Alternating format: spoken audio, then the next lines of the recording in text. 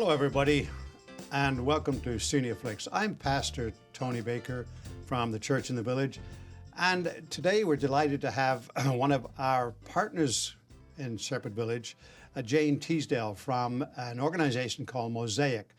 And today we're going to chat with Jane about the operation of Mosaic, what it means to us, and what it means to our seniors and other people in our community. So, Jane, welcome to Thank you, Pastor Tony. Thank you for having me. Well, you're welcome. Nice to have you here. Jane is well known for developing awareness of home and health care issues in the community and for encouraging collaboration between public and private entities in Ontario's Greater Toronto Area. She's one of the co-owners and founders of Mosaic, along with her business partner, Natalie Anderson, who is her director of operations. Jane is a regular contributor to the North York Elder Abuse Network, Ontario Caregiver Coalition meetings, and the Toronto Senior Strategy Accountability Table, and attends meetings on social prescribing movement throughout the Alliance for Healthier Communities. My golly, what a lot you've got on your plate, Jane, and we're so glad to have you with us today. So, to start up, what led you and Natalie to create Mosaic? That's a good question. It's a long question. You might be here for a little while, but we started deciding on creating Mosaic because we looked at a lot of home care agencies and what was happening within the communities, both with the not-for-profit sector and the public sector as well. And we found that there were a lot of home care agencies, a lot of franchises, and they were doing all the same thing. So when we created Mosaic, and why we use the name Mosaic, because it's actually putting the pieces together. Mm-hmm. And I think that's what families have to do when they're looking for care or an individual. You have to look at different things. We were the only home care, I would say, in Toronto and probably North America that created a resource center right in the community. So we actually started at the Shops on Steeles in 404. And we had our offices upstairs, and on the lower level in the shopping mall, we had a place where people would come in, access information on different services from both the not-for-profit and private, retirement homes, asking questions about health, finding a doctor. We had about 250 pieces of literature and information. We also opened up the space for free programs for people. Social programs to keep people socially connected. We also had partnerships with the Alzheimer's Society of York Region and created memory cafes. In fact, we were the first in Toronto to create a memory cafe. So a little bit different than a day program. So as we grew, we probably have about 130 staff under Mosaic, so it's not a small organization. We then moved to the Canadian National Institute for the Blind, where we had a satellite office and resource center there. And then with COVID, then we moved to a church, and we want to use a community asset. So we're now housed at Armour Heights Presbyterian Church, and we wanted to do that because it's collaborative, it's in the community, we're working together with the community. So we have our offices and then our center, which is open to the public. That's an extremely comprehensive operation. I mean, you're dealing with all aspects of care of people, not just seniors, I think. That's right, all different people. Correct. Because we have people in the community who have different needs that are not perhaps being served by our own community, by the city, by other social services. So you're providing an outlet for them. That memory thing strikes me as something.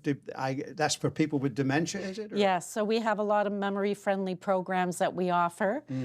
Sometimes there's a small charge for the movement Minds and Magic, which is just $10, but we have some wonderful people, facilitators that are doing that. But, I think our programs are open for all ages. Our home care are for all ages, from children right up to older adults. So when you say it's not just for older persons. We know in our city there's such a need for good home care, isn't there? With the social programs that and especially with our new immigrants and refugees, what a challenge. And finding the information. Because I think the issue is, as well, if people aren't connected with the home and community support services, which used to be the Local Health Integration Network, which used to be Community Care Access. And if they're not in a hospital or connected with a social worker, or they're not in a retirement home, or they're not connected to a community agency, where are they getting the information from to make those decisions if they want to stay at home in the community, or maybe they're isolated and they don't have any friends around anymore, maybe their family lives farther away, then it might be good for them to come into a retirement home where they're getting activities and connection to other people. So, talking of connections, so how did your relationship with Shepherd Village come to fruition? What happened so there? that is a good question. So first of all, Mosaic started in 2010. In 2015, Noreen Brooker, who I had known for ages, and I believe she's still working here. Yes, she is. And another gentleman, Brock Hall, had asked us to come in, and they were going over our information, and they liked what Mosaic was providing because we focused on person-centered care. We focused on the community, and they wanted to use a very reputable organization for the residents here at Shepherd Village Community. So they looked through all our information. We had to do a presentation, and then they agreed to have us come in. We were doing social programs as well here. We took part in organizing events out in the garden, jazz festivals, and so forth. We also provided home care. So at Shepherd Village, I think individuals can get the cleaning services at Shepherd Village, and obviously if they're in the long-term care, they are getting some PSW assistance. But for families that are needing more care, or if people are coming out of the hospital, or if they have Alzheimer's, dementia, Parkinson's, or end of life, sometimes they're needing more one-on-one care if the family can't be here. So it is helping by adding additional services and knowing the organization that is coming into the center where you can communicate, and our client services work with the team here, whoever's doing the call, and communicating with the family that, we do have an integrated approach and a person-centered approach. So I think the ethos, from my understanding of Shepherd Village, is that you are along those lines. You're looking at person-centered care as being crucial. Yeah, well, of course, we are a health care center. We're dealing with all ages. We have our different buildings. We have our independent living building. But even in those independent living buildings, there are people with needs that are not covered. I know many people are living alone. They're not able to cook for themselves. They're not able to, as you said, clean their homes. And so, yes, we have a tremendous need here in Shepherd Village. And I think they're also isolated in some respects as well. So even having somebody coming in and going out into the community, going to the library, maybe they're needing help going to the doctor's offices.